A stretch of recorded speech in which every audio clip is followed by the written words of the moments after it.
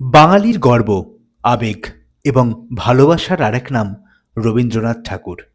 আজ চলে এলাম রবীন্দ্রনাথ ঠাকুরের পৈতৃক বাড়ি জোড়াসাঁকো ঠাকুরবাড়ি ভ্রমণ করতে। তবে তার আগে একবার গঙ্গা জলে গঙ্গা পুজো।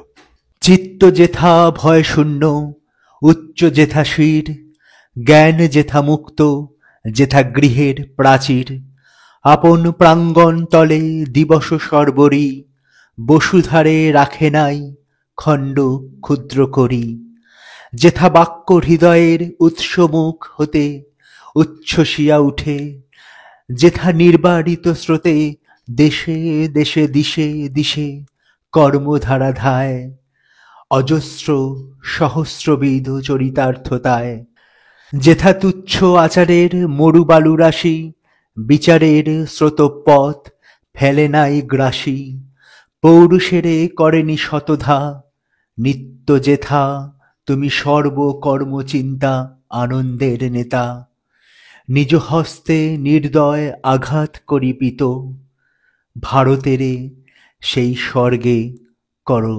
জাগরিত।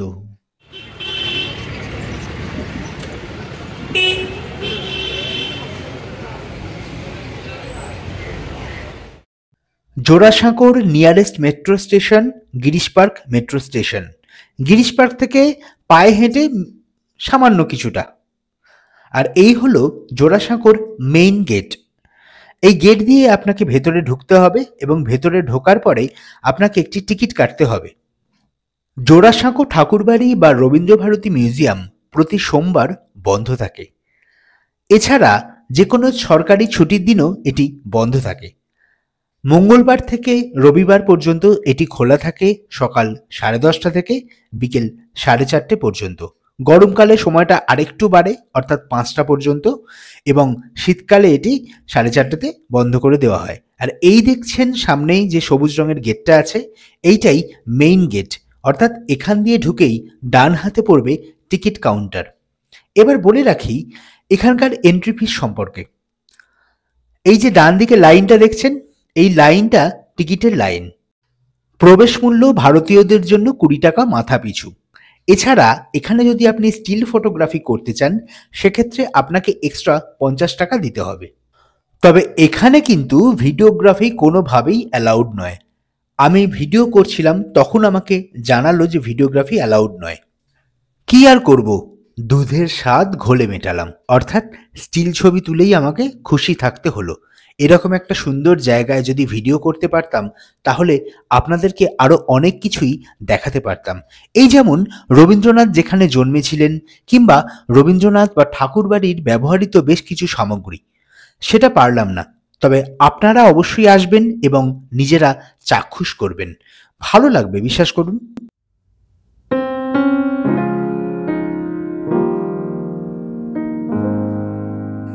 এই হচ্ছে মিউজিয়ামের মেইন আকর্ষণ, অর্থাৎ এখান থেকে ওপরে উঠে গেলেই আপনি দেখতে পাবেন রবীন্দ্রনাথ ঠাকুর এবং তার ভাইদের ও তার পূর্বপুরুষের ব্যবহৃত বিভিন্ন সামগ্রী। এই জোড়াসাঁকো ঠাকুরবাড়ি রবীন্দ্রনাথ ঠাকুরের পৈতৃক বাড়ি হিসাবে পরিচিত হলেও বাংলার নবজাগরণে এই বাড়ির একটা অসাধারণ ভূমিকা ছিল। নবজাগরণ পরে আসছে, তার আগে আপনাকে একটা প্রশ্ন করি। হয়তো শুনেছেন প্রথাগত শিক্ষায় রবীন্দ্রনাথ ঠাকুর শিক্ষিত ছিলেন না, অথচ তাঁর কোনো লেখাতে সেটা কখনো প্রকাশ পায়নি। কেন জানেন? তার পিছনে কারণ ছিল এই বাড়ির পরিবেশ। নিয়মিত এই বাড়িতেই সঙ্গীত চর্চা, সাহিত্য চর্চা, কাব্য চর্চা, নাট্য চর্চা, এমনকি এখানে বিভিন্ন রকম কালচারাল প্রোগ্রামও সেই সময় হতো।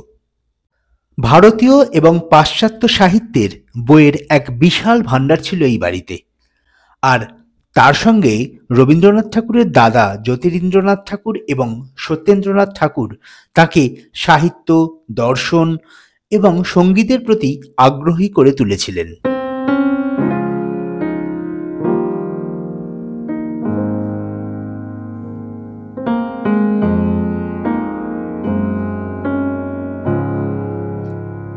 দেবেন্দ্রনাথ ঠাকুরের ব্রাহ্ম মতবাদ এবং ধ্যান চর্চার পরিবেশ রবীন্দ্রনাথের ভাববাদী কাব্য এবং গান তৈরির ক্ষেত্রে একটা বিরাট বড় অনুপ্রেরণা ছিল।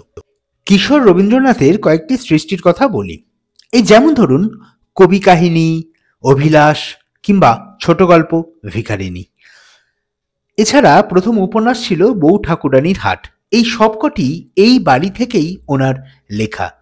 বুঝতে পারছেন কত ছোট বয়স থেকে উনি সাহিত্য চর্চার সঙ্গে যুক্ত ছিলেন।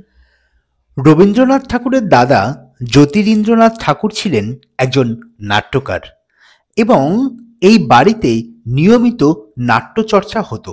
তার সঙ্গে অবশ্যই ছিল সঙ্গীতানুষ্ঠান। এবং রবীন্দ্রনাথ ঠাকুর প্রথম নাটক লিখেছিলেন প্রথম প্রতিশ্রুতি, যে নাটকটি ছিল সমাজ সংস্কারমূলক এবং নারীর অধিকার ও ব্রাহ্ম সমাজের আদর্শকে নিয়েই তৈরি। সত্যি কথা বলতে রবীন্দ্রনাথ ঠাকুরকে নিয়ে কিছু বলার ধৃষ্টতা অন্তত আমার নেই। আর তাকে নিয়ে কী বা বলবো, তিনি তো একটা ইনস্টিটিউশন। সম্ভবত তিনিই ছিলেন হাতে কলমে শিক্ষা বা কারিগরি শিক্ষার পথিকৃৎ। যাই হোক, এই মানুষটাকে নিয়ে কিছু বলতে গেলেই আমি ভাষা হারিয়ে ফেলি। তাই আজ আর বেশি কথা নয়, আজ এখানেই থামবো। তবে তার আগে দেখুন তো চিনতে পারছেন কি না, এই সেই গাড়ি যে গাড়িতে করে শেষবারের মতো উনি কলকাতা এসেছিলেন, বা বলা ভালো জোড়াসাঁকো ঠাকুরবাড়ি এসেছিলেন। তাই রবীন্দ্রনাথের স্মৃতি হিসাবে এই গাড়িটা, আস্ত গাড়িটাকেই রাখা আছে এই রবীন্দ্রভারতী মিউজিয়ামে। তাই এখানে বেড়াতে এলে অবশ্যই একবার দেখে যাবেন এই গাড়িটা।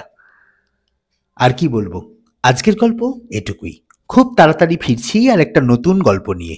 ততক্ষণ সবাই ভালো থাকবেন, সুস্থ থাকবেন। সবাইকে অশেষ ধন্যবাদ।